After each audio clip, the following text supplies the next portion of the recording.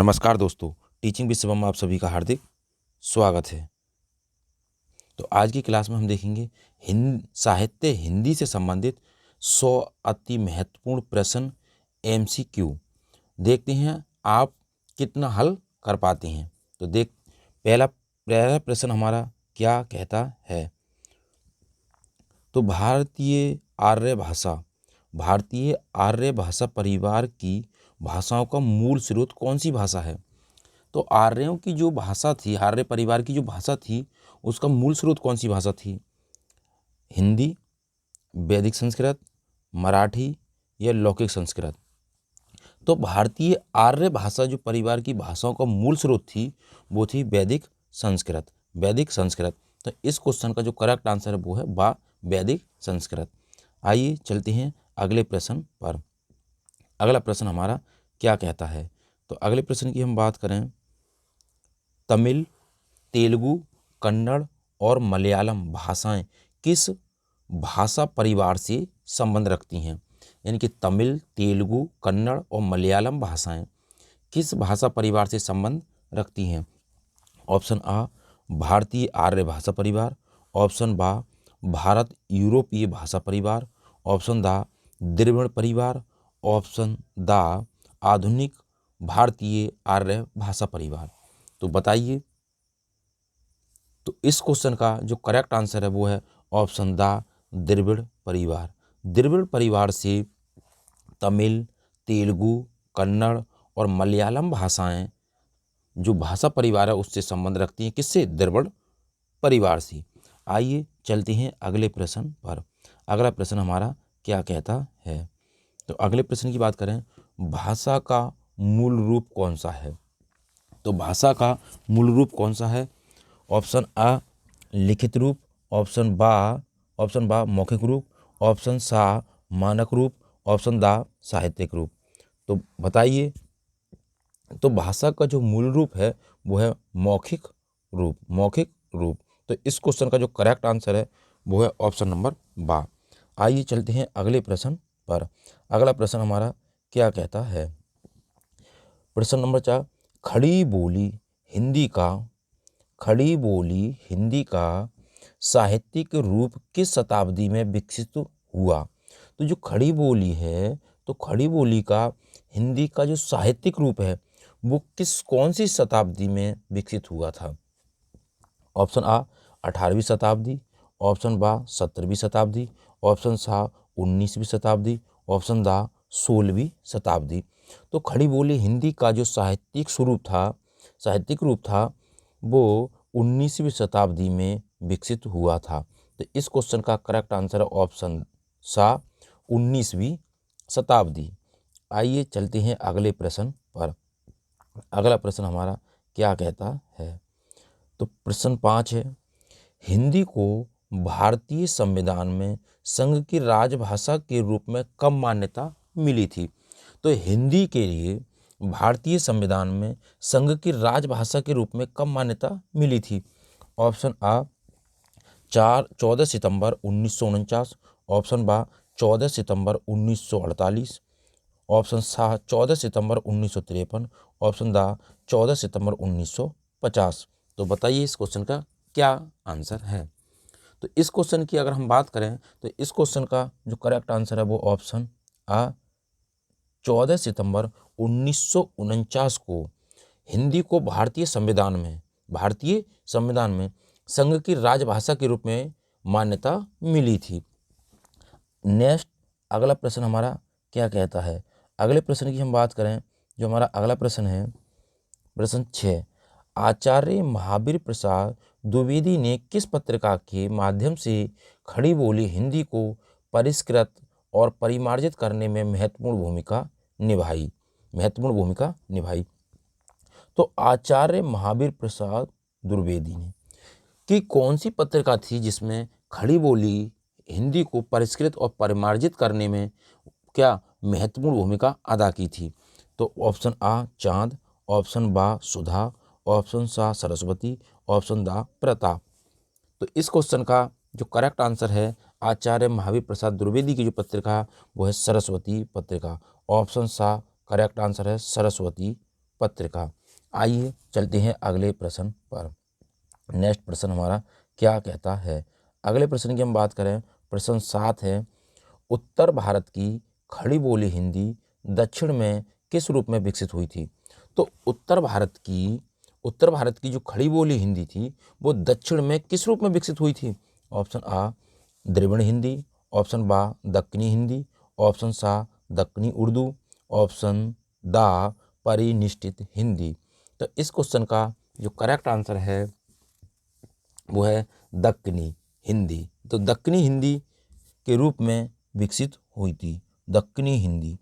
अब बात करें क्या कह रहा था, उत्तर भारत की खड़ी बोली हिंदी दक्षिण में किस रूप में विकसित हुई थी, तो वो हुई थी दक्कनी हिंदी में। ऑप्शन बा करेक्ट आंसर है। आइए चलते हैं अगले प्रश्न पर। अगला प्रश्न हमारा क्या कहता है। तो अगले प्रश्न की हम बात करें, अगला प्रश्न हमारा क्या कहता है, प्रश्न नंबर 8, मध्यकाल में राजकाज की भाषा के रूप में किस भाषा को मान्यता मिली हुई थी।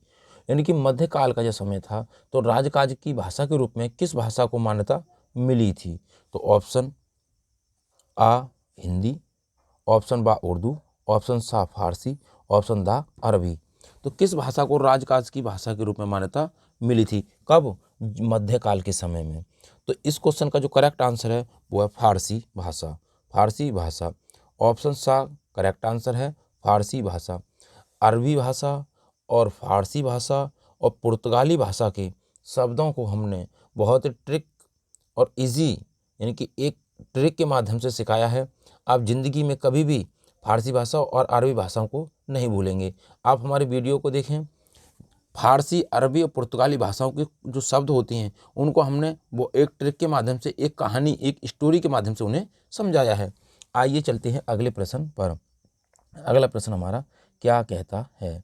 तो नेक्स्ट प्रश्न हमारा क्या कहता है, प्रश्न नंबर 9, संविधान के किस अनुच्छेद के अनुसार संघ की राजभाषा हिंदी और लिपि देवनागरी है। तो अगर हम संविधान के अनुच्छेद की बात करें तो कौन से अनुच्छेद में हिंदी को राजभाषा और लिपि देवनागरी बताया गया है। ऑप्शन आ अनुच्छेद 343, ऑप्शन बा अनुच्छेद 346, ऑप्शन सा अनुच्छेद 344, ऑप्शन दा अनुच्छेद 342। तो इस क्वेश्चन का जो करेक्ट आंसर है वो है ऑप्शन नंबर आ। ऑप्शन नंबर आ, अनुच्छेद 343 में ये बात बताई गई है कि कहा गया है कि संघ की जो राजभाषा है वो हिंदी है और लिपि जो है वो देवनागरी है। आइए चलते हैं अगले प्रश्न पर। तो नेक्स्ट प्रश्न हमारा क्या कहता है, प्रश्न 10, ब्रजभाषा और अवधी भाषा किस काल की काव्य भाषाएं थीं। यानी कि ब्रजभाषा और अवधी भाषा ये किस काल की काव्य भाषाएं थीं। तो ऑप्शन आ प्राचीन काल, ऑप्शन बा मध्यकाल, ऑप्शन सा आधुनिक काल, ऑप्शन दा वैदिक काल। तो किस काल की ये भाषाएं थीं, कौन कौन सी, ब्रजभाषा और अवधी भाषा। तो इस क्वेश्चन का जो करेक्ट आंसर है वो है ऑप्शन बा मध्यकाल की ये भाषाएं थीं, ब्रजभाषा और अवधी भाषा। आइए चलते हैं अगले प्रश्न पर। नेक्स्ट प्रश्न हमारा क्या कहता है। तो अगले प्रश्न की बात करें, प्रश्न नंबर 11, हिंदी की बोलियों को कितने वर्गों में रखा जाता है। तो हिंदी की जो बोलियां हैं उनको कितने वर्गों में रखा जाता है। तो ऑप्शन आ 3, ऑप्शन बा 4, ऑप्शन सा 5, ऑप्शन दा 8। तो किस जो हिंदी की बोलियां हैं उनको कितने वर्गों में रखा जाता है। तो इस क्वेश्चन का जो करेक्ट आंसर है वो ऑप्शन सा यानी कि 5 वर्गों में हिंदी की बोलियों को रखा जाता है। आइए चलते हैं अगले प्रश्न पर। अगला प्रश्न हमारा क्या कहता है, प्रश्न 12, बुंदेली और कन्नौजी बोली हिंदी के किस उपभाषा वर्ग की बोलियां हैं। बुंदेली और कन्नौजी बोली हिंदी के किस उपभाषा वर्ग की बोलियां हैं। ऑप्शन आ पूर्वी हिंदी, बा पश्चिमी हिंदी, ऑप्शन सा राजस्थानी हिंदी और दा पहाड़ी हिंदी। तो बुंदेली और कन्नौजी बोली हिंदी के किस उपभाषा वर्ग की बोलियां हैं, उपभाषा। तो अगर हम इस क्वेश्चन की बात करें कि इसको किसकी हैं, ऑप्शन पूर्वी हिंदी नहीं, पर राजस्थानी भी नहीं और पहाड़ी भी नहीं। तो ऑप्शन बा पश्चिमी हिंदी की ये बोलियां हैं। कौन? बुंदेली और कन्नौजी बोली। अगला प्रश्न देखें, अगला प्रश्न हमारा क्या कहता है।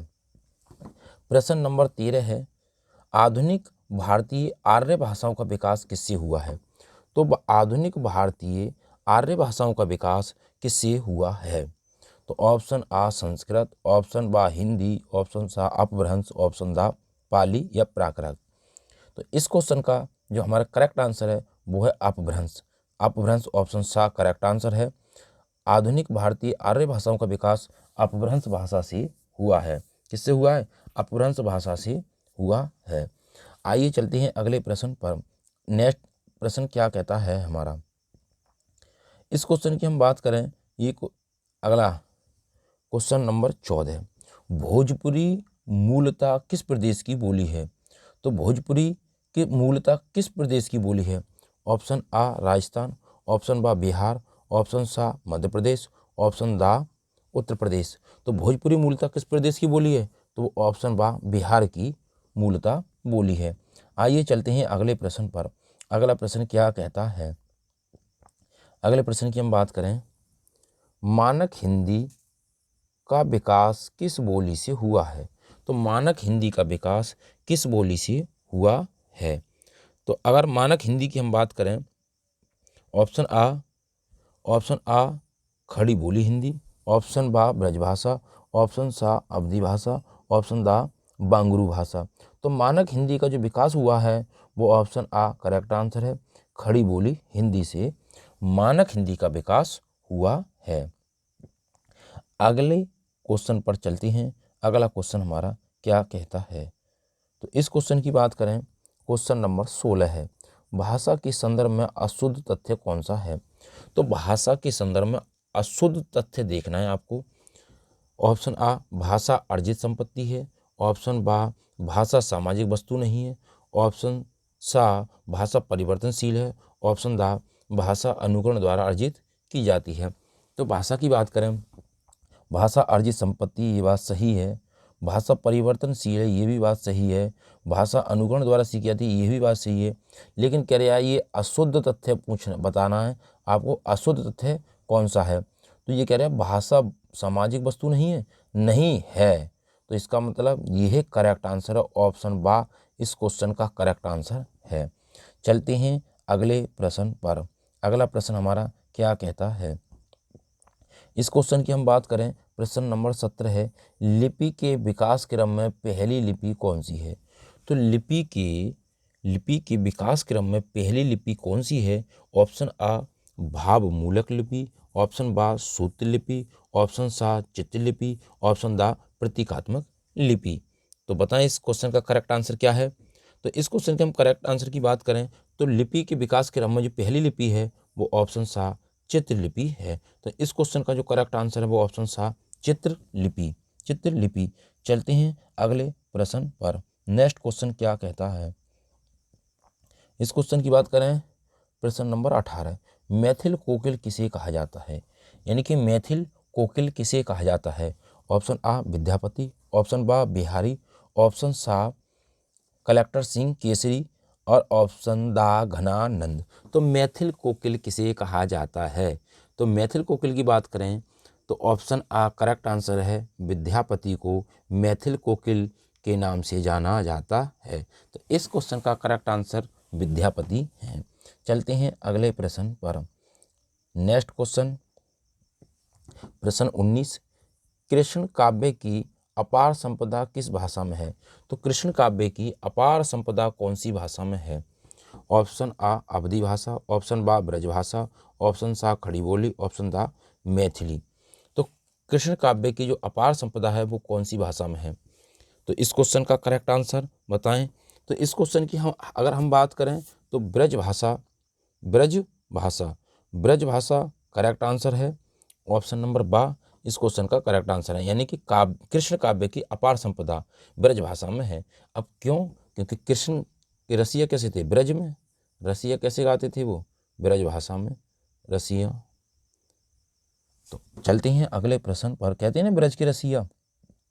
अगला नेक्स्ट क्वेश्चन देखें, अगला क्वेश्चन क्या कहता है, प्रश्न 20, ब्रजभाषा, खड़ी बोली, हरियाणवी बुंदेली और कन्नौजी बोलियां हिंदी की बोलियों के किस वर्ग के हैं? तो ब्रजभाषा, खड़ी बोली, हरियाणवी, बुंदेली और कन्नौजी ये बोलियां हैं तो हिंदी की बोलियों के कौन से वर्ग की हैं? ऑप्शन आ पूर्वी हिंदी, ऑप्शन बा पश्चिमी हिंदी, ऑप्शन सा राजस्थानी, ऑप्शन दा पहाड़ी। तो ये कौन सी हिंदी के हैं? अगर हम ब्रजभाषा, खड़ी बोली, हरियाणवी, बुंदेली और कन्नौजी की बात करें तो ये ऑप्शन बा करेक्ट आंसर है, पश्चिमी हिंदी की ये बोलियां हैं। अगला अगला क्वेश्चन देखते हैं। तो अगले क्वेश्चन की हम बात करें, प्रश्न नंबर 21, मुगल काल में हिंदी भाषा पर प्रभाव डालने वाली भाषा कौन सी थी? मुगल काल के समय की बात कर रहे हैं तो मुगल काल में जो हिंदी पर प्रभाव डालने वाली भाषा थी, ऑप्शन आ फारसी, बा अंग्रेजी, ऑप्शन सा चीनी, ऑप्शन दा जापानी। तो मुगल काल के समय हिंदी भाषा पर जो प्रभाव डालने वाली भाषा थी वो थी फारसी भाषा। तो इस क्वेश्चन का करेक्ट आंसर है ऑप्शन आ फारसी भाषा। आइए चलते हैं अगले प्रश्न पर। अगला प्रश्न नंबर 22, इन लिपियों में से कौन सी लिपि पहले उर्दू लिपि की भांति दाएं से बाएं लिखी जाती थी? तो कौन सी लिपि थी जो उर्दू की भांति दाएं से बाएं लिखी जाती थी?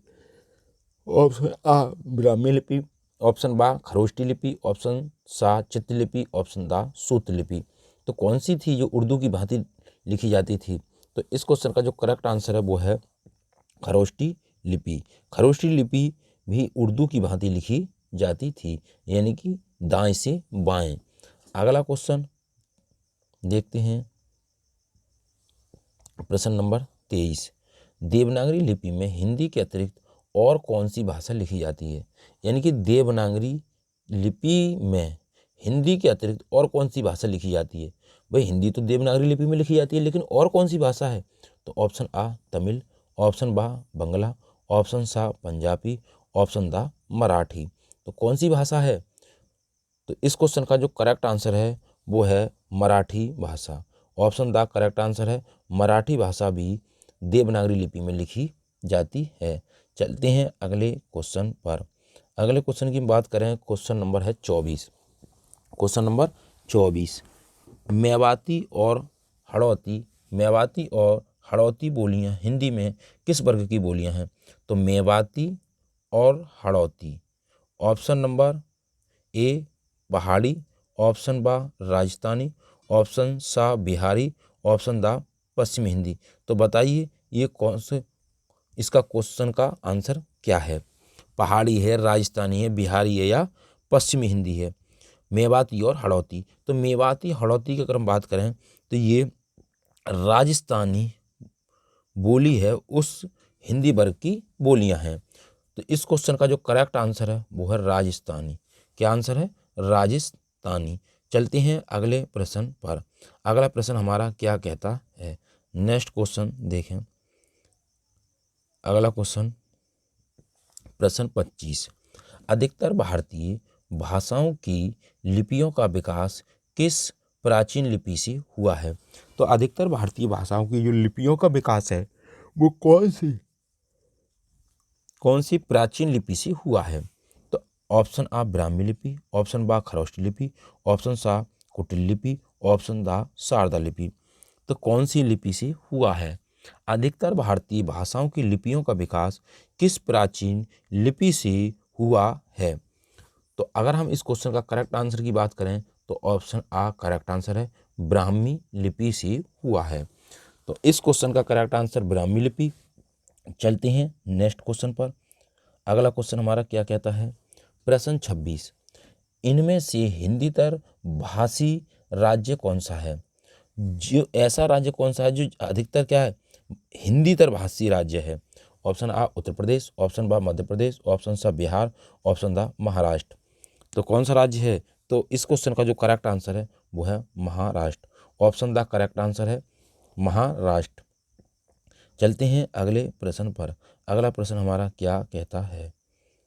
प्रश्न नंबर 27, संविधान के अनुच्छेद 343 पैरा 2 के अनुसार संघ के सरकार के कार्यों में अंग्रेजी का प्रयोग जारी रखने की व्यवस्था कब तक के लिए की गई है? ऑप्शन आ 26 जनवरी 1950, ऑप्शन बा 25 जनवरी 1964, ऑप्शन सा 14 सितंबर 1950, ऑप्शन दा 26 जनवरी 1965। तो बताइए इस क्वेश्चन का करेक्ट आंसर क्या है। तो 25 जनवरी 1964 के लिए संविधान के अनुच्छेद 343(2) के अनुसार, पैरा 2 के अनुसार संघ सरकार के कार्यों में अंग्रेजी का प्रयोग जारी रखने की व्यवस्था लागू की गई है। अगर 343 और पैरा फर्स्ट पूछ ले, अनुच्छेद 343 पैरा फर्स्ट, तो अंग्रेजी की जगह पे क्या आ जाएगी भैया, हिंदी। क्या आ जाएगी, हिंदी। अगर पैरा सेकंड पूछे तो क्या हो जाएगी, अंग्रेजी। चलते हैं अगले प्रश्न पर। अगला क्वेश्चन हमारा क्या कहता है। तो अगले क्वेश्चन की बात करें, क्वेश्चन नंबर है हमारा 28। हिंदी में किस भाषा के अर्थ में पहली साधु भाषा, टकसाली भाषा तथा परिनिष्ठित भाषा का प्रयोग होता था। तो साधु भाषा, टकसाली भाषा, परिनिष्ठित भाषा का प्रयोग होता था। ऑप्शन आ ब्रजभाषा, ऑप्शन बा खड़ी बोली, ऑप्शन सा मानक भाषा, ऑप्शन दा जन भाषा। तो टकसाली भाषा, साधु भाषा, परिनिष्ठित भाषा का जो प्रयोग होता था, ऑप्शन सा करेक्ट आंसर है, मानक भाषा का प्रयोग होता था। चलते हैं अगले प्रश्न पर। अगला प्रश्न हमारा क्या कहता है। इस क्वेश्चन का क्वेश्चन नंबर 29, निम्नलिखित काव्य पंक्तियाँ किस कवि की हैं। तो ये काव्य पंक्तियाँ हैं, ये कौन सी कवि की हैं कि जामे रस कछु होत ताही सब कोय, बात अनूठी चाहिए भाषा कोय होए। यानी कहने का मतलब ये है, जामे रस कुछ होत ताही सब कोय, बात अनूठी चाहिए भाषा कोय होए। तो ऑप्शन आ भारतेंदु हरिश्चंद्र की ये पंक्तियाँ, ऑप्शन बा सत्यनारायण कविरत्न की, ऑप्शन सा जगन्नाथ दास रत्नाकर, ऑप्शन दा मैथिली शरण गुप्त। तो ये किसकी पंक्तियाँ हैं, ऑप्शन ए करेक्ट आंसर है, ये पंक्तियाँ भारतेंदु हरिश्चंद्र की हैं। आइए चलते हैं अगले प्रश्न पर। नेक्स्ट क्वेश्चन क्या कहता है। प्रश्न नंबर 30, हिंदी खड़ी बोली गद्य के विकास में किस साहित्यकार ने महत्वपूर्ण भूमिका निभाई है। तो हिंदी खड़ी बोली गद्य के विकास में कौन सा साहित्यकार है जिसने अधिक महत्वपूर्ण भूमिका निभाई है। ऑप्शन आ सदल मिश्र, ऑप्शन बा मिश्र बंधु, ऑप्शन सा गियर्सन, ऑप्शन दा अमीर खुसरो। तो किसने सबसे ज़्यादा महत्वपूर्ण भूमिका निभाई है।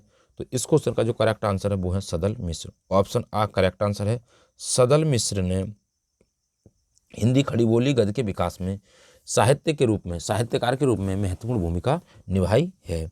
चलते हैं अगले नेक्स्ट क्वेश्चन पर। क्वेश्चन नंबर 31, पाणिनि ने किस ग्रंथ के द्वारा भाषा को एक रूपता देने का प्रयास किया है। ऑप्शन आ अष्टाध्यायी, ऑप्शन बा महाभाष्य, ऑप्शन सा योग वासिष्ठ, ऑप्शन दा बृहस्पति सार। तो इस क्वेश्चन का जो करेक्ट आंसर है वो है पाणिनि की अष्टाध्यायी। ऑप्शन आ करेक्ट आंसर है, पाणिनि ने अपनी अष्टाध्यायी ग्रंथ में भाषा को एक रूपता देने का प्रयास किया था। एक नेक्स्ट अगला प्रश्न देखें।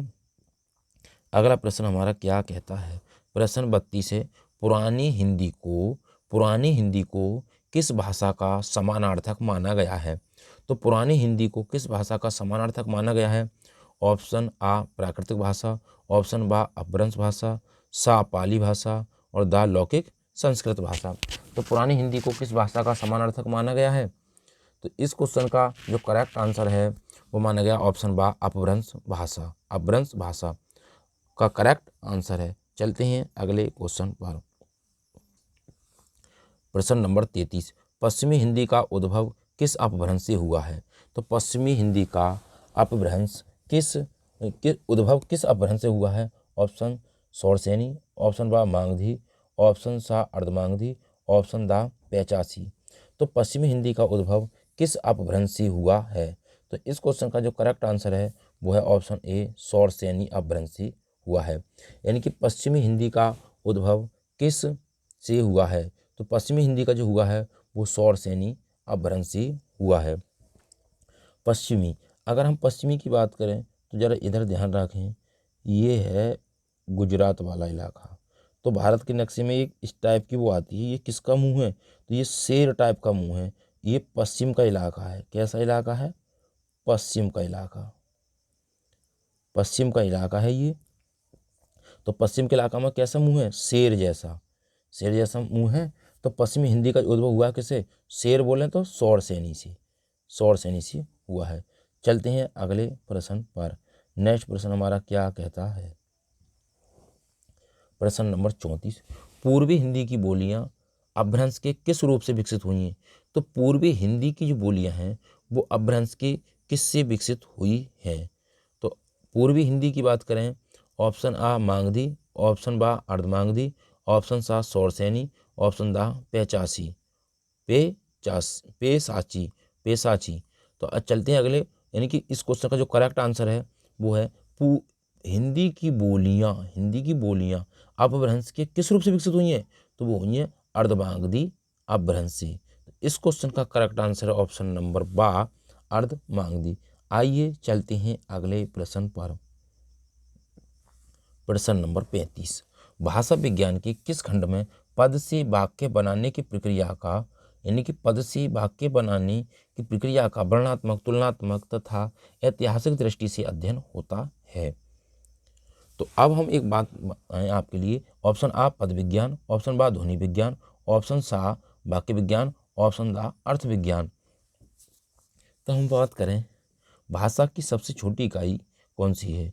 तो देखो ये है, ये है ध्वनि। क्या है? ध्वनि। अब पद की बात करें हम, किसकी? पद की। अब ये आ से लेकर और ज्ञा तक के वर्णों की बात करें, ये सब क्या हैं? ध्वनियाँ। ये सब क्या है? ध्वनि विज्ञान। तो ये तो हो जाएंगे ध्वनि विज्ञान में। अगर हम अब बात करें किसकी, ये पूछ रहे हैं हमसे भैया क्या, कि पद विज्ञान। अब ये ध्वनि विज्ञान तो होगा नहीं। क्यों? क्योंकि ये कह रहे हैं पद से वाक्य बनेंगे। पद से क्या बनेगा? वाक्य बनेगा। अब पद क्या होता है? जैसे हम बात करें का और माँ और ला, ये तीनों ध्वनियाँ अलग अलग हैं, इनको मिला दें तो बन जाएगा कमल। तो ये बन गया पद। क्या बन गया? ये पद। तो पद विज्ञान तो होगा नहीं, पद विज्ञान तो होगा नहीं। अब अर्थ की बात करें तो अर्थ की दृष्टि से इसका सार्थक अर्थ निकलता हो, सार्थक अर्थ निकलता हो, कोई भी वाक्य हो उसका सार्थक अर्थ निकलता हो, तो वो तो होता है अर्थ विज्ञान। तो अर्थ विज्ञान भी नहीं होगा और ना ही पद विज्ञान होगा। अब कह रहे हैं पद से वाक्य बनाने की प्रक्रिया, पद से वाक्य बनाने की प्रक्रिया, तो वाक्य की बात करें तो वाक्य विज्ञान हो जाएगा। ऑप्शन सा करेक्ट आंसर है वाक्य विज्ञान। हमने ये भाषा के घटक हैं, भाषा के घटक, इनको बहुत ही डिटेल से समझाया है। तो आप वहाँ पे हमारी वीडियो देखें, बिल्कुल कॉन्सेप्ट क्लियर हो जाएगा। ये भाषा के रूप, ये भाषा के घटक होते हैं स्वनिम, रूपिम, अर्थ विज्ञान, वाक्य विज्ञान और ध्वनि विज्ञान और पद विज्ञान। आइए चलते हैं अगले प्रश्न पर। अगला प्रश्न हमारा क्या कहता है? तो अगले प्रश्न की बात करें हम, प्रश्न नंबर हमारा है 36, पाली प्राकृतिक भाषाएं किससे विकसित हुई हैं? पाली प्राकृतिक भाषाएं किससे विकसित हुई हैं?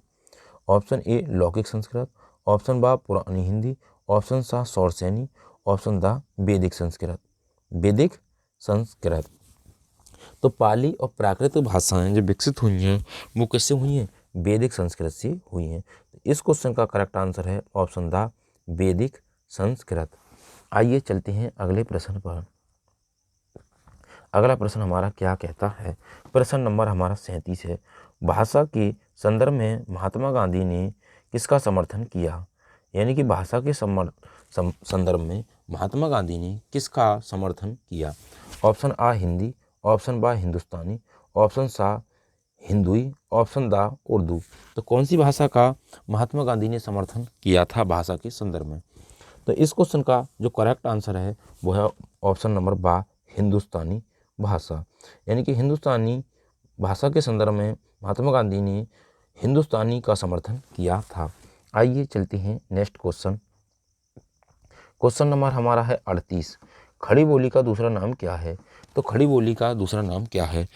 ऑप्शन ए, ऑप्शन आ कन्नौजी, ऑप्शन बा कौरवी, ऑप्शन सा बघेली, ऑप्शन दा मंगही।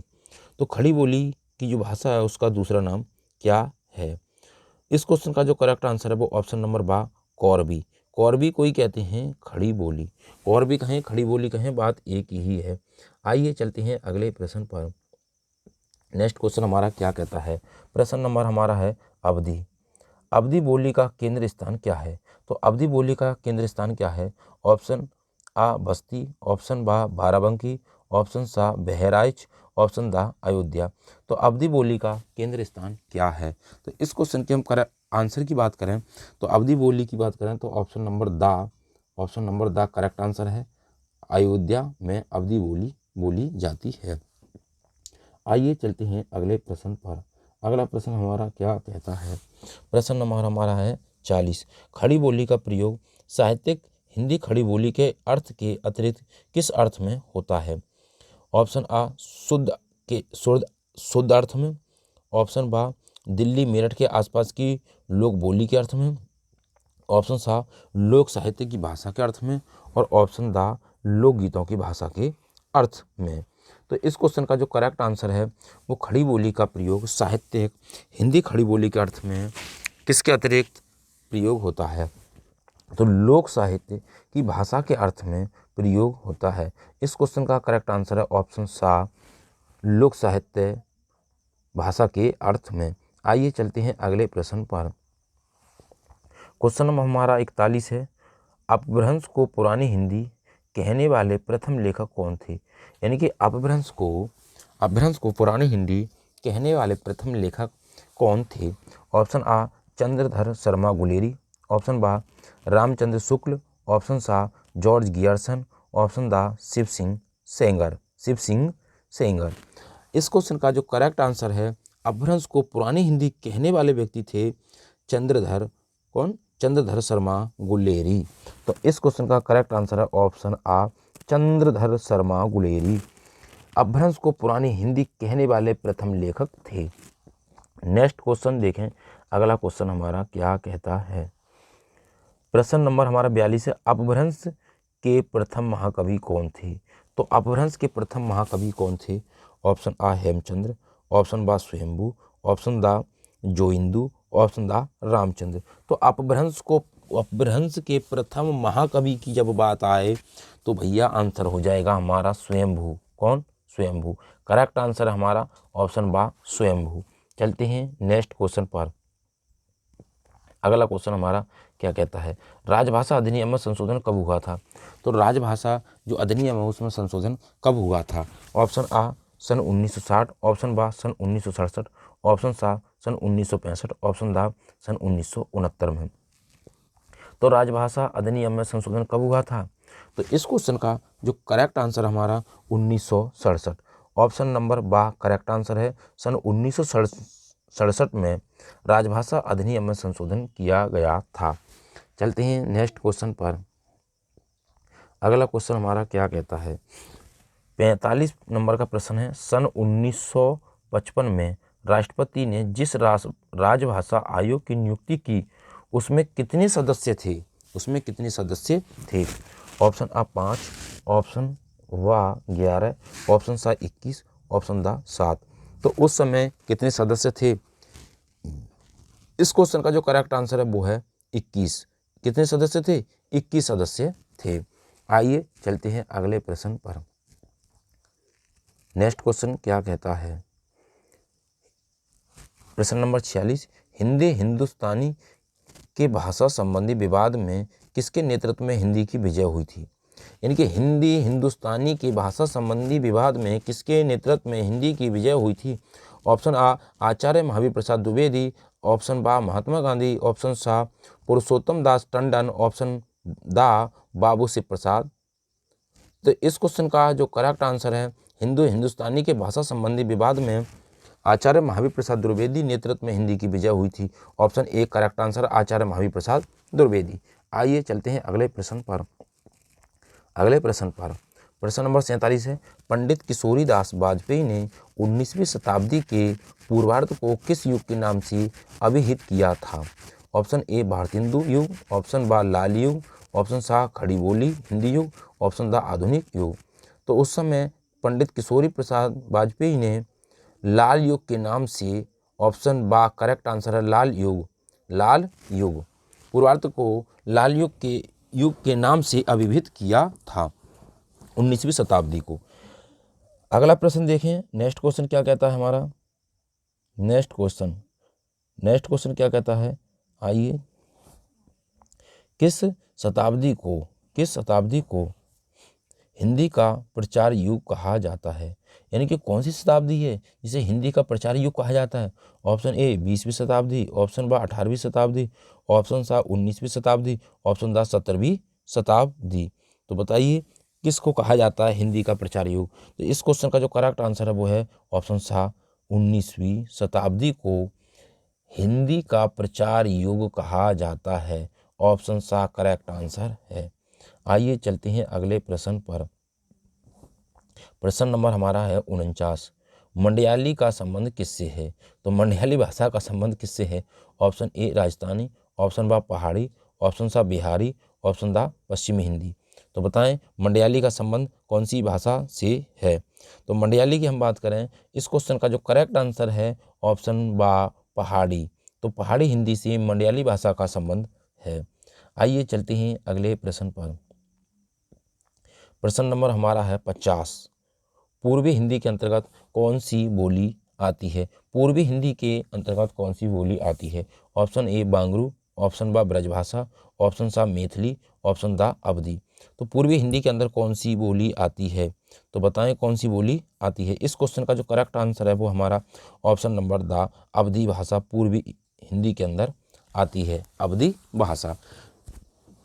हमने 50 क्वेश्चनों को 36 मिनट में कंप्लीट कर लिया था। तो बिल्कुल भी हमारा गला सूख जाता, फिर भी हम ये कहते हैं आपसे कि एक लाइक और शेयर, एक व्यक्ति को आप अवश्य शेयर करें और लाइक करें, इसमें आपका कुछ नहीं जाता है। यदि वीडियो अच्छी लगती है तब, और वीडियो अच्छी नहीं लगती है तो डिसलाइक कर दें। तो आइए चलते हैं अगले क्वेश्चन पर। अगला क्वेश्चन हमारा क्या कहता है, प्रश्न नंबर हमारा 51, हिंदी साहित्य के इतिहास का प्रथम लेखक कौन है। हिंदी साहित्य के इतिहास का प्रथम लेखक कौन है। ऑप्शन आ जॉर्ज गियर्सन, ऑप्शन बा शिव सिंह सेंगर, ऑप्शन सा आचार्य रामचंद्र शुक्ल, ऑप्शन दा गारसदा तासी। तो इस क्वेश्चन का करेक्ट आंसर है ऑप्शन दा गारसदा तासी। तो गारसदा तासी हिंदी साहित्य इतिहास के प्रथम लेखक थे, और इन्होंने जो हिंदी साहित्य इतिहास का जो लिखा था, हिंदी साहित्य का इतिहास लिखा था, वो कौन सी भाषा में लिखा था, तो वो फ्रेंच भाषा में लिखा था। किस भाषा में, फ्रेंच भाषा में लिखा था। इस्तवार ए इंदु ए हिंदुस्तानी। आइए चलते हैं अगले क्वेश्चन पर। अगला क्वेश्चन हमारा क्या कहता है, प्रश्न नंबर हमारा है 52, काशी नागरी प्रचारणी सभा द्वारा हिंदी साहित्य का बृहत इतिहास कितने खंडों में प्रकाशित किया गया था। काशी नागरी प्रचारणी सभा द्वारा हिंदी साहित्य का बृहत इतिहास कितने खंडों में प्रकाशित किया गया। ऑप्शन आ 6, ऑप्शन बा 12, ऑप्शन सा 20, ऑप्शन दा 18। तो बताएं कितने में किया गया था। तो इस क्वेश्चन का जो करेक्ट आंसर है वो ऑप्शन नंबर दा 18 भागों में, 18 खंडों में प्रकाशित किया गया था हिंदी साहित्य का बृहत इतिहास। आइए चलते हैं अगले क्वेश्चन पर। अगला क्वेश्चन हमारा क्या कहता है, प्रश्न नंबर हमारा 53, हिंदी साहित्य की भूमिका ग्रंथ का लेखक कौन है। ऑप्शन ए आचार्य रामचंद्र शुक्ल, ऑप्शन बा आचार्य हजारी प्रसाद द्विवेदी, ऑप्शन सा डॉक्टर रामकुमार वर्मा, ऑप्शन दा लक्ष्मी सागर बांसुरी। तो हिंदी साहित्य की भूमिका ग्रंथ का लेखक कौन है। तो इस क्वेश्चन की हम अगर आंसर की बात करें तो आचार्य हमारे हजारी प्रसाद द्विवेदी जी हिंदी साहित्य की भूमिका ग्रंथ के लेखक हैं। तो करेक्ट आंसर हो जाएगा हमारा ऑप्शन नंबर बा आचार्य हजारी प्रसाद द्विवेदी। आइए चलते हैं अगले प्रश्न पर। प्रश्न नंबर होता है 54, हिंदी साहित्य के इतिहास लेखन की परंपरा में मिश्र बंधुओं ने किस ग्रंथ द्वारा अपना महत्वपूर्ण योगदान किया। तो किसका, ऑप्शन ए मिश्र बंधु विनोद, ऑप्शन बा शिव सिंह सरोज, ऑप्शन सा हिंदी शब्द सागर, ऑप्शन द हिंदी साहित्य। तो बताएं इस क्वेश्चन का करेक्ट आंसर क्या है। तो इस क्वेश्चन का जो करेक्ट आंसर है वो है मिश्र बंधु विनोद। मिश्र बंधु विनोद ने हिंदी साहित्य के इतिहास लेखन की परंपरा में मिश्र बंधुओं ने अपना जो योगदान दिया था वो मिश्र बंधु ग्रंथ में दिया था। तो चलते हैं अगले क्वेश्चन पर। अगला क्वेश्चन हमारा क्या कहता है, क्वेश्चन नंबर हमारा आता है अगला, नेक्स्ट प्रश्न नंबर आता 55। हिंदी साहित्य के इतिहास लेखन से पूर्व किस सिद्ध ग्रंथ में हिंदी के विभिन्न कवियों के जीवन वृत्त एवं कृतित्व का परिचय मिलता है। तो बताएं, option A Guru Granth Sahib, option बा भक्त नामावली, ऑप्शन सा 84 वैष्णव की वार्ता, ऑप्शन दा श्रृंगार संग्रह। तो बताएं इस क्वेश्चन का करेक्ट आंसर क्या है। हिंदी साहित्य के इतिहास लेखन से पूर्व किस सिद्ध ग्रंथ में हिंदी के विभिन्न कवियों के जीवन वृत्त एवं कृतित्व का परिचय मिलता है। तो इस क्वेश्चन का जो करेक्ट आंसर है वो ऑप्शन नंबर सा 84 वैष्णव की वार्ता में मिलता है। आइए चलते हैं अगले प्रश्न पर। नेक्स्ट क्वेश्चन क्या कहता है, प्रश्न नंबर है हमारा 56। आचार्य रामचंद्र शुक्ल की बात चल रही है। इतिहास ग्रंथ हिंदी साहित्य का इतिहास स्वतंत्र पुस्तक से पूर्व किस रूप में प्रकाशित हुआ था। यानी कि हिंदी साहित्य का इतिहास ग्रंथ स्वतंत्र पुस्तक किस रूप में प्रकाशित हुआ था। ऑप्शन ए हिंदी शब्द सागर की भूमिका, ऑप्शन बा साहित्य पत्रिका की लेखमाला, ऑप्शन सा पत्रिका के विशेषांक, ऑप्शन द साहित्य लोचन। तो बताएं किस भाषा में प्रयोग हुआ था। तो इस क्वेश्चन का जो करेक्ट आंसर है वो है हिंदी शब्द सागर की भूमिका। हिंदी शब्द सागर की भूमिका के रूप में स्वतंत्र पुस्तक के रूप में प्रकाशित हुआ था। चलें नेक्स्ट क्वेश्चन क्या कहता है। प्रश्न नंबर हमारा 57।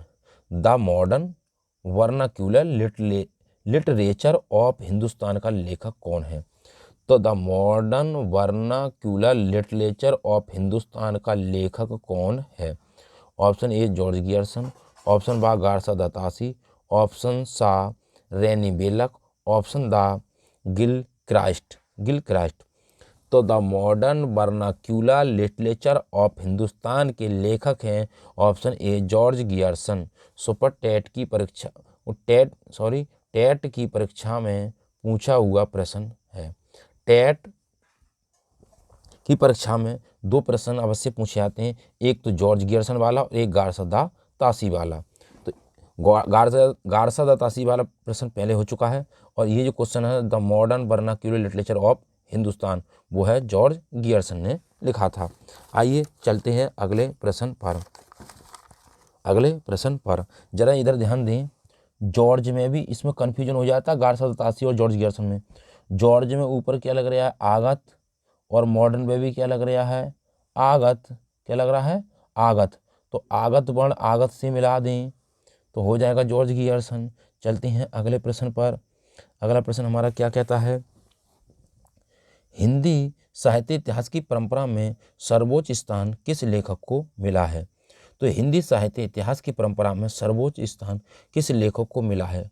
Option A Ramkumar Verma, option बा शिव सिंह सेंगर, ऑप्शन सा रामचंद्र शुक्ल, ऑप्शन दा धीरेन्द्र वर्मा। तो इस क्वेश्चन का जो करेक्ट आंसर है हमारा वो है हमारा रामचंद्र शुक्ल। तो ऑप्शन सा करेक्ट आंसर है रामचंद्र शुक्ल। चलते हैं अगले प्रश्न पर। अगला प्रश्न हमारा क्या कहता है, गार्सा दा तासी ने इस्तवार दा ला लितलितुर एंदुई ए हिंदुस्तानी ग्रंथ की रचना। अब जरा ध्यान दें, ये आता है इस्तवार दा ला लितलितुर एंदुई ए हिंदुस्तानी, ये ग्रंथ है किसका लिखा हुआ है। ऑप्शन आ फ्रेंच, ऑप्शन किस भाषा में, ऑप्शन बा अंग्रेजी, ऑप्शन सा रूसी, ऑप्शन दा जर्मन। इस क्वेश्चन को हम पहले कर चुके हैं, किस भाषा में लिखा हुआ है फ्रेंच भाषा में। किसने लिखा था गार्सा दा तासी ने।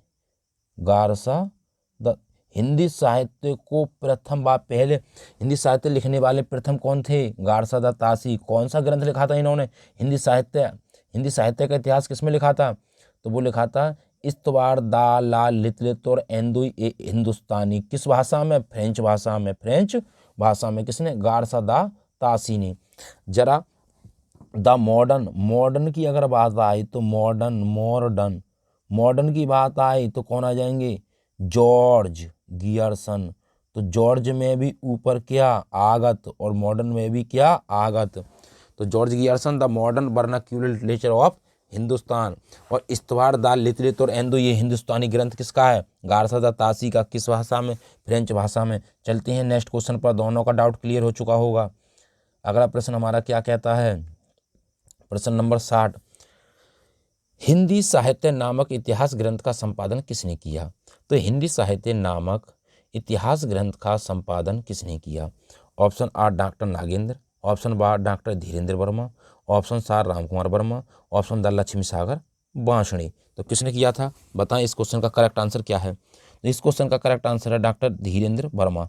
डॉक्टर धीरेन्द्र वर्मा ने हिंदी साहित्य नामक इतिहास ग्रंथ का संपादन किया था। चलते हैं अगले क्वेश्चन पर। अगला क्वेश्चन हमारा क्या कहता है? Question number 61।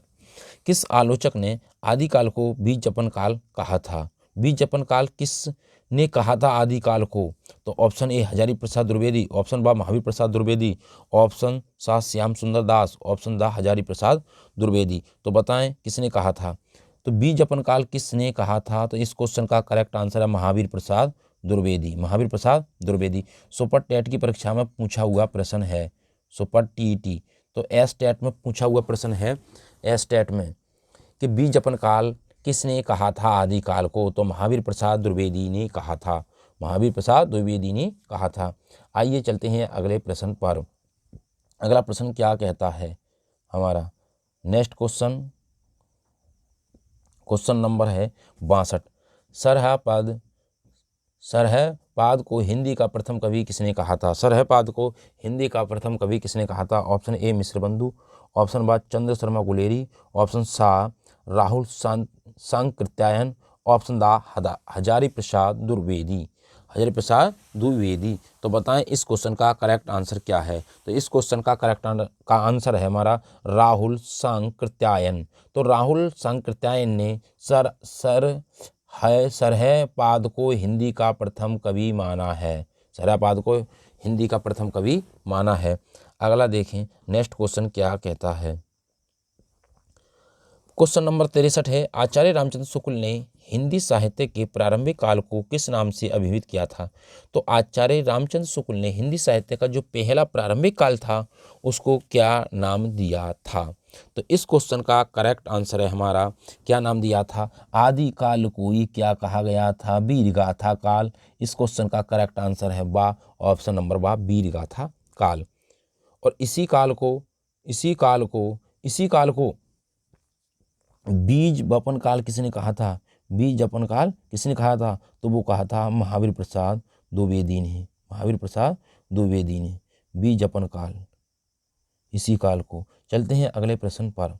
अगले प्रश्न पर कि नेक्स्ट क्वेश्चन हमारा क्या कहता है? तो नेक्स्ट क्वेश्चन की हम बात करें, क्वेश्चन नंबर 64। हिंदी साहित्य के अंतर्गत किस काल को हिंदी साहित्य का स्वर्ण युग कहा जाता है? अब स्वर्ण युग किस काल को कहा जाता है? ऑप्शन ए भक्ति काल, ऑप्शन बा मध्यकाल, ऑप्शन सा उत्तर मध्यकाल, ऑप्शन दा आधुनिक काल। तो किस काल को हिंदी साहित्य का स्वर्ण काल कहा जाता है? तो इस क्वेश्चन का करेक्ट आंसर हमारा भक्ति काल। भक्ति काल ऑप्शन ए करेक्ट आंसर है। भक्ति काल को क्या कहा जाता है? स्वर्ण युग के नाम से जाना जाता है। चलें अगले प्रश्न पर। अगले प्रश्न में क्या आता है देखें। नेक्स्ट क्वेश्चन, प्रश्न नंबर हमारा 65 है। आदिकालीन कृति ढोला मारू राधुआ की गणना किस साहित्य के अंतर्गत की जाती है?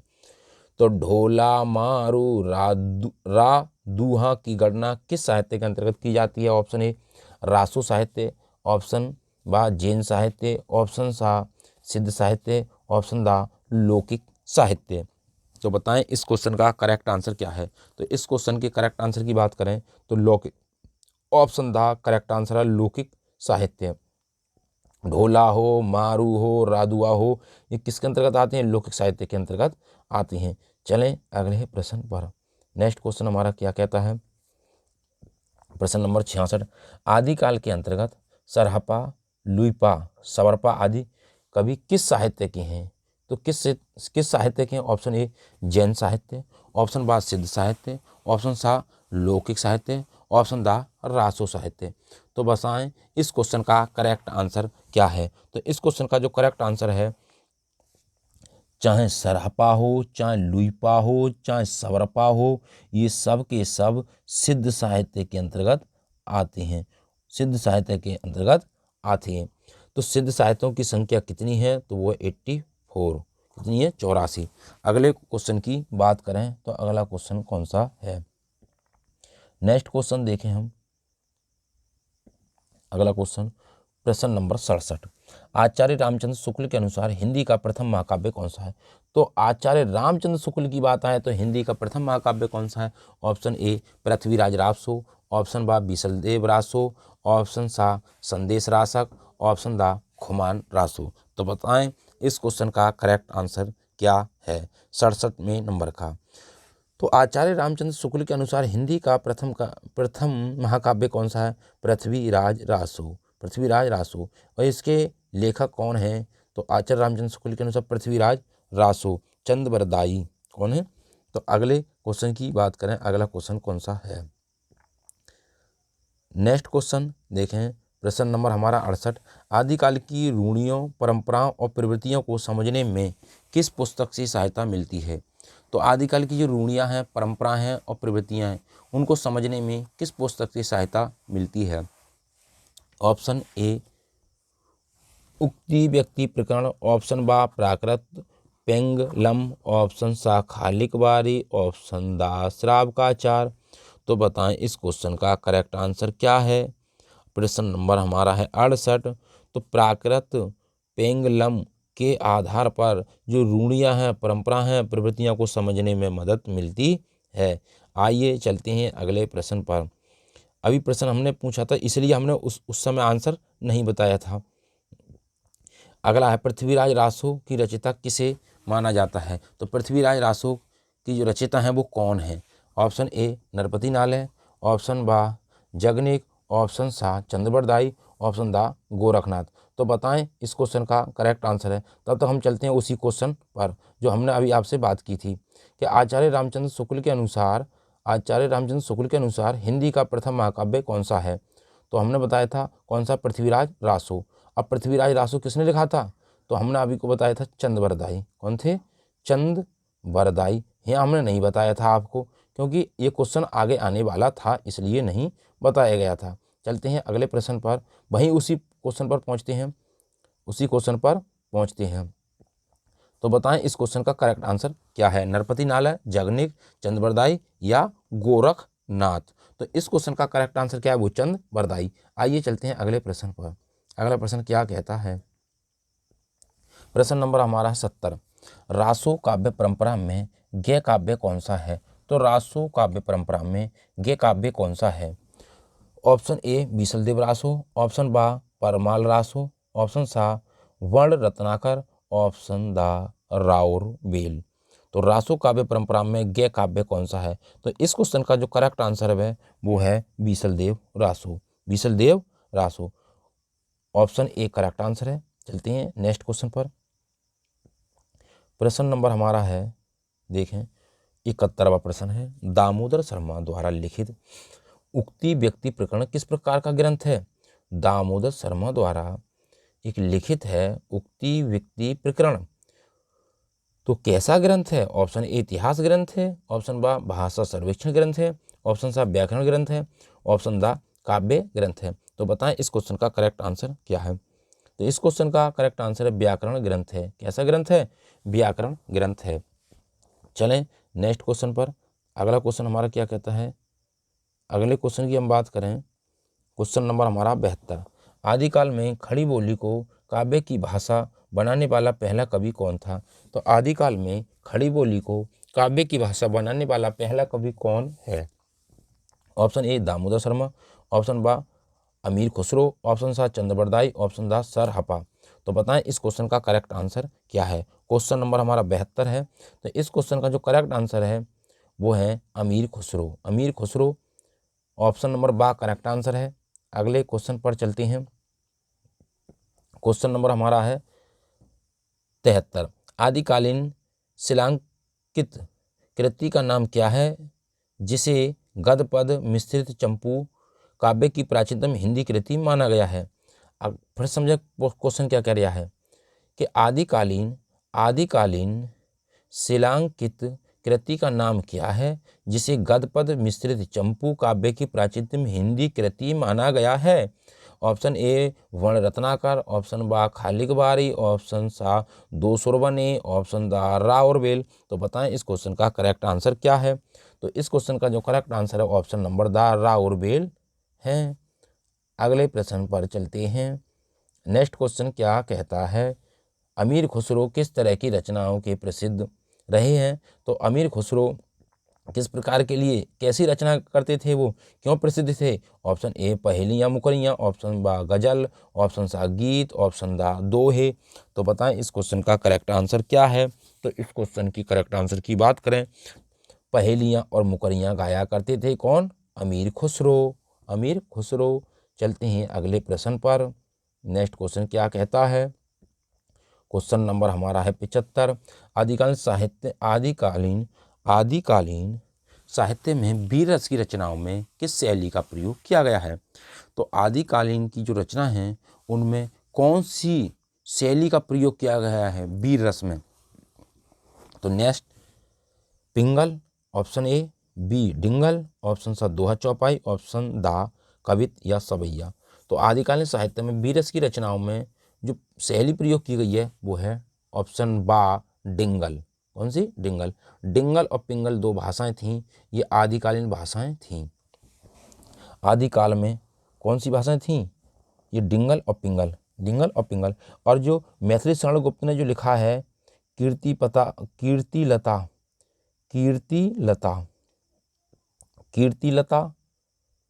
लता और कीर्ति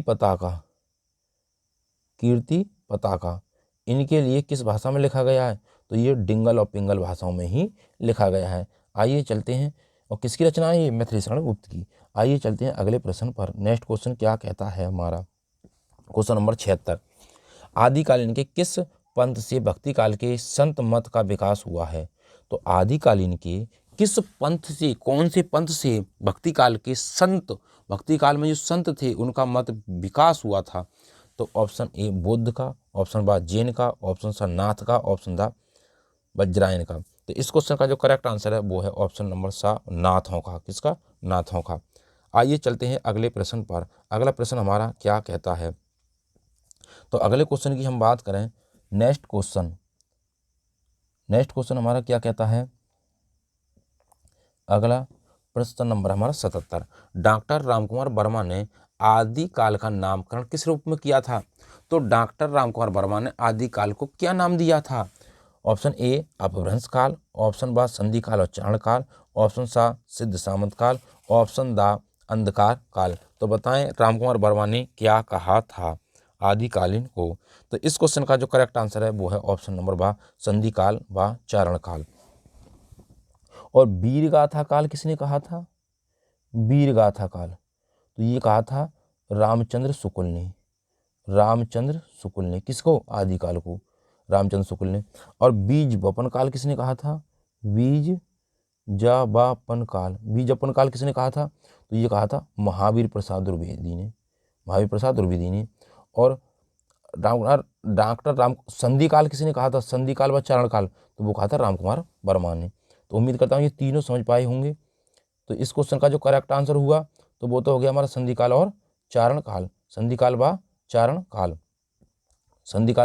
चारण काल इस क्वेश्चन का करेक्ट आंसर है। आइए चलते हैं अगले प्रश्न पर। नेक्स्ट क्वेश्चन हमारा क्या कहता है। क्वेश्चन नंबर हमारा है 78। नाथ संप्रदाय के प्रवर्तक कौन है। तो नाथ संप्रदाय के प्रवर्तक कौन है। ऑप्शन ए गोरखनाथ, ऑप्शन गोपीचंद चौरंगीनाथ, और कौन सा है चुणकरनाथ। तो इस क्वेश्चन का करेक्ट आंसर है, ये सुपर टेट की परीक्षा में पूछा हुआ प्रश्न है। एस टेट की परीक्षा में पूछा हुआ प्रश्न है।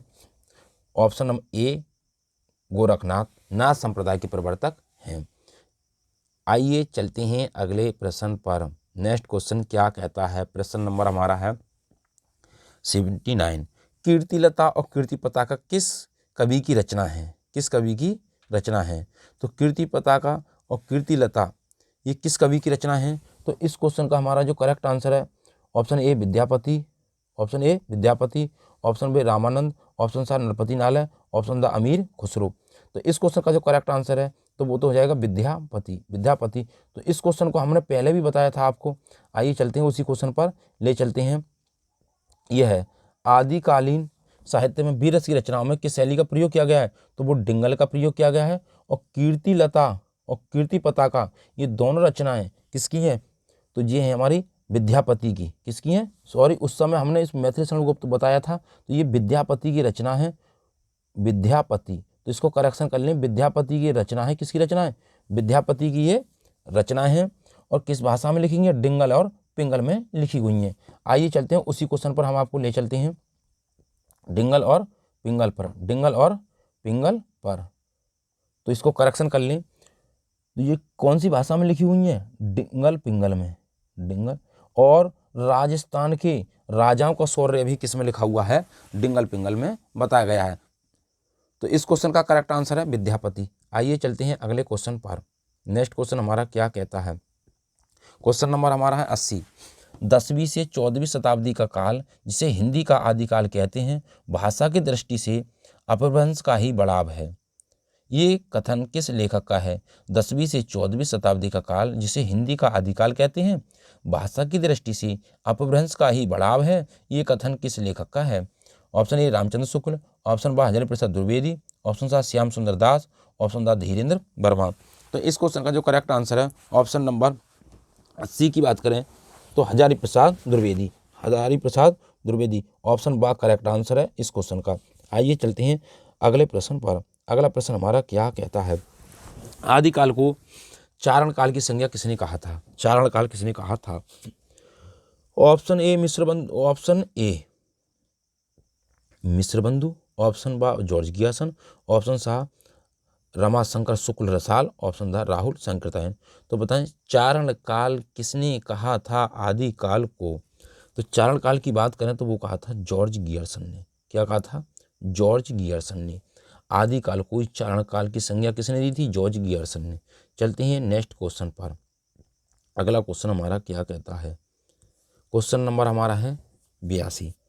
सिद्ध साहित्य के अंतर्गत सिद्धों की संख्या कितनी मानी गई है? कितनी मानी गई है?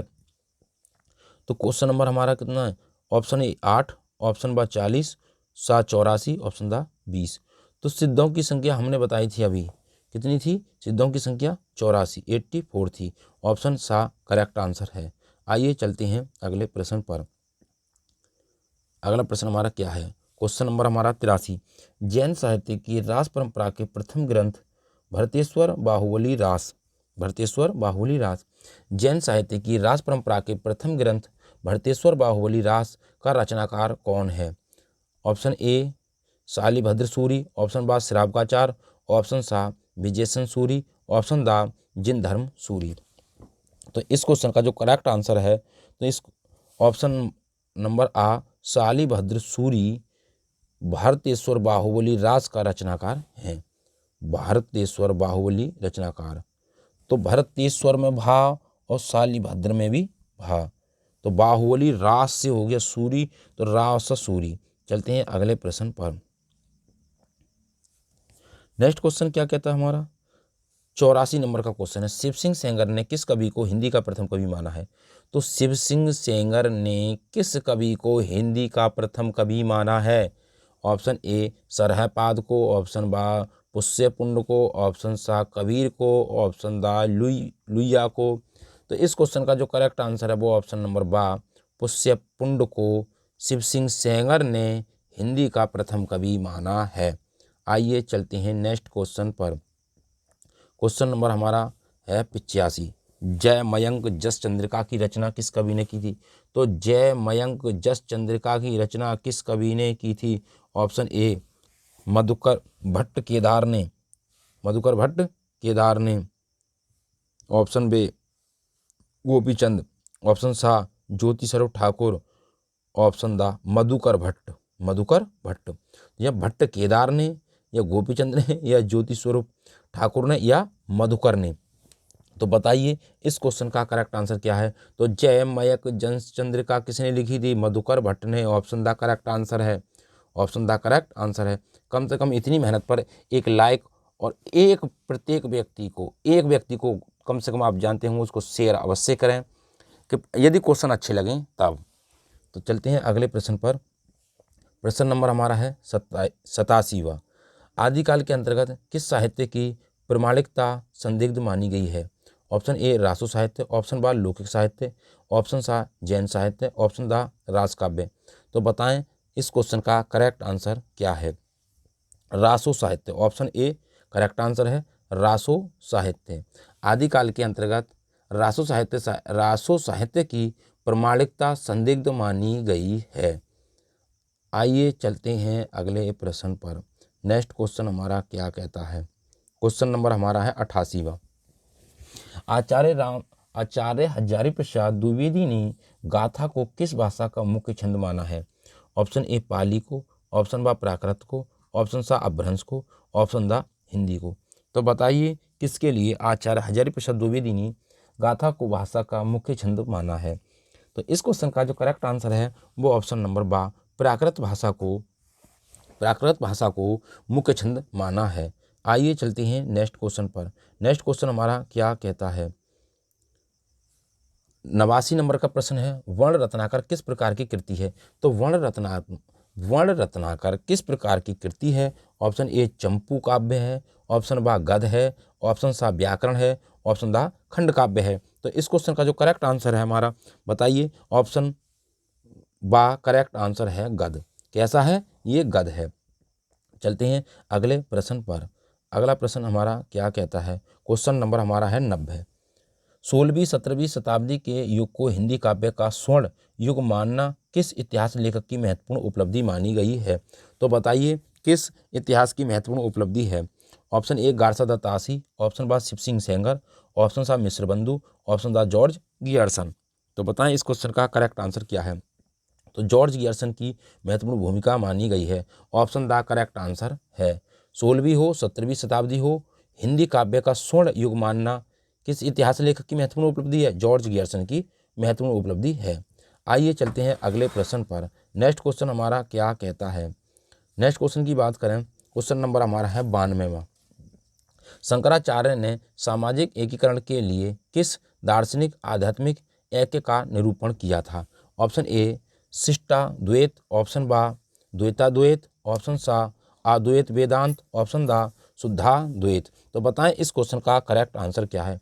तो इस क्वेश्चन के करेक्ट आंसर की बात करें, ऑप्शन नंबर सा अद्वैत वेदांत ने शंकराचार्य के सामाजिक एकीकरण के लिए दार्शनिक आध्यात्मिक ऐक्य का निरूपण किया था। आइए चलते हैं अगले प्रश्न पर। अगला प्रश्न क्या कहता है। क्वेश्चन नंबर हमारा है 93। रामानंद किस भक्ति काव्य धारा के प्रमुख कवि हैं। तो रामानंद किस भक्ति काव्य धारा के प्रमुख कवि हैं। ऑप्शन ए सगुण भक्ति धारा, ऑप्शन बा निर्गुण भक्ति धारा, ऑप्शन सा कृष्ण काव्य धारा, ऑप्शन दा राम काव्य धारा। तो बताएं इस क्वेश्चन का करेक्ट आंसर क्या है। तो रामानंद किस भक्ति धारा के कवि थे। तो निर्गुण भक्ति काव्य धारा के कवि थे। कौन, रामानंद। तो इस क्वेश्चन का करेक्ट आंसर है ऑप्शन नंबर बा निर्गुण भक्ति धारा। आइए चलते हैं अगले प्रश्न पर। अगला प्रश्न हमारा क्या कहता है। क्वेश्चन नंबर हमारा है 94। नाभादास रचित किस ग्रंथ में कबीर के संबंध में उल्लेख मिलता है। ऑप्शन ए भक्तमाल, ऑप्शन बा अष्टयाम, ऑप्शन सा कबीर चरित्रबोध, ऑप्शन दा कबीर परचई। तो इस क्वेश्चन का जो करेक्ट आंसर है हमारा 94 नंबर का ऑप्शन नंबर ए भक्तमाल। तो ये टेट की परीक्षा में पूछा हुआ प्रश्न है। अभी पिछले जो टेट का पेपर हुआ था उसमें ये प्रश्न पूछा गया था कि भक्तमाल किसकी रचना है। तो भक्तमाल नाभादास की रचना है। आइए चलते हैं अगले प्रश्न पर। अगला प्रश्न हमारा क्या कहता है। क्वेश्चन नंबर हमारा है 95। अब कैसे छोटे राम और नाम रट लागी, प्रभु जी तुम चंदन हम पानी और जाकी अंग अंग बास समानी। ये पंक्तियाँ किस संत कवि की हैं? तो ऑप्शन ए कबीरदास, ऑप्शन बा मलुकदास, ऑप्शन सा रैदास, ऑप्शन दा सुंदर दास। तो बताइए किस कवि की ये पंक्तियाँ हैं? तो इस क्वेश्चन का जो करेक्ट आंसर है वो रैदास की ये पंक्तियाँ हैं। ऑप्शन सा करेक्ट आंसर है। टेट की परीक्षा में पूछा हुआ प्रश्न है। ऐसे प्रश्न टेट की परीक्षा में बार बार पूछे जाते हैं। इस वीडियो के माध्यम से आप किसी भी परीक्षा में बैठें तो हिंदी का जो साहित्य, हिंदी से प्रश्न पूछे जाते हैं वो बिल्कुल भी बाहर नहीं जाएंगे। तो इसलिए वीडियो को बिल्कुल भी स्किप ना करें, वीडियो को पूरा वॉच करें। आइए देखते हैं अगला प्रश्न हमारा क्या कहता है। क्वेश्चन नंबर हमारा 96 है। भक्ति काल के अंतर्गत प्रेम पीर का प्रचारक कवि किसे माना जाता है? तो भक्ति काल के अंतर्गत प्रेम पीर का प्रचारक कवि किसे माना जाता है? ऑप्शन ए रस खान, ऑप्शन बा मलिक मोहम्मद जायसी, ऑप्शन सा सूरदास, ऑप्शन दा कबीरदास। तो बताइए किसे माना जाता है?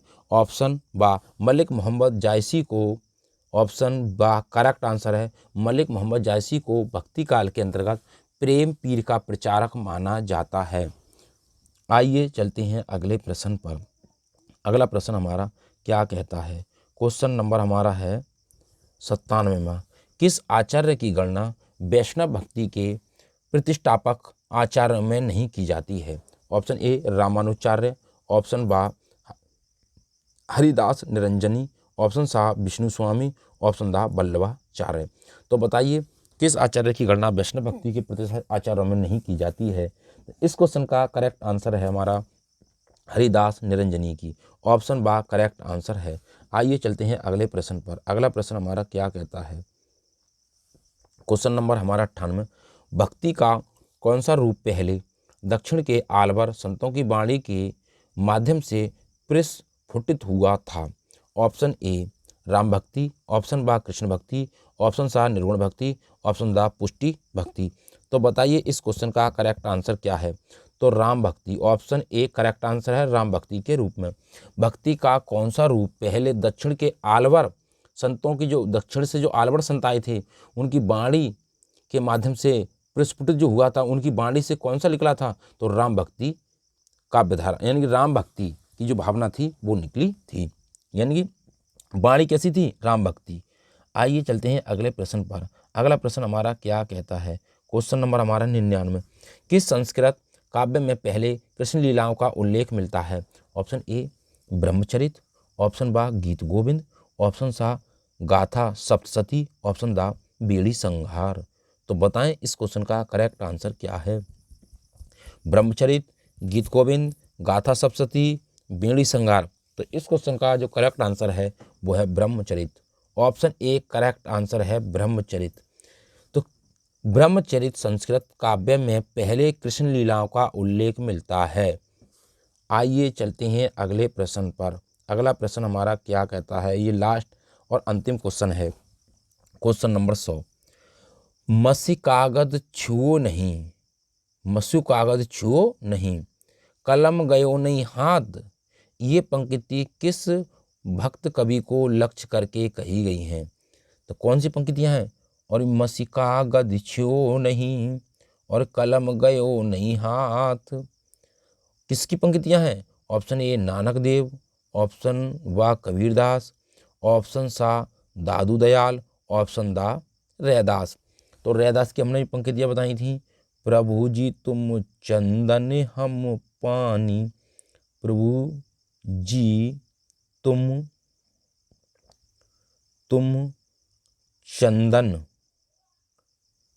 चंदन हम पानी। ये पंक्तियाँ किसकी हैं? तो ये तो हैं रैदास की पंक्तियाँ। किसकी पंक्तियाँ हैं? रैदास की। और ये मसी कागज छो नहीं, कलम गयो नहीं हाथ, ये पंक्तियाँ जो हैं वो ऑप्शन नंबर बा करेक्ट आंसर है। कबीरदास की ये पंक्तियाँ हैं। किसकी पंक्तियाँ हैं? कबीरदास की। तो उम्मीद करता हूँ दोस्तों इस क्वेश्चन का जो करेक्ट आंसर था वो है ऑप्शन नंबर बा कबीरदास। तो उम्मीद करता हूँ दोस्तों वीडियो के जो क्वेश्चन हमने लिए थे वो आपको अच्छे लगे होंगे। यदि वीडियो अच्छी लगी हो और क्वेश्चन हमने अच्छे लिए हुए हैं तो इस वीडियो को ज़्यादा से ज़्यादा शेयर करें जो अपने परिचित हैं उन लोगों पर, और वीडियो को लाइक करें और कमेंट बॉक्स में वीडियो से संबंधित अपना सुझाव अवश्य दें। तो ऑल द बेस्ट, थैंक्स, जय हिंद, जय भारत। जय हिंद, जय भारत।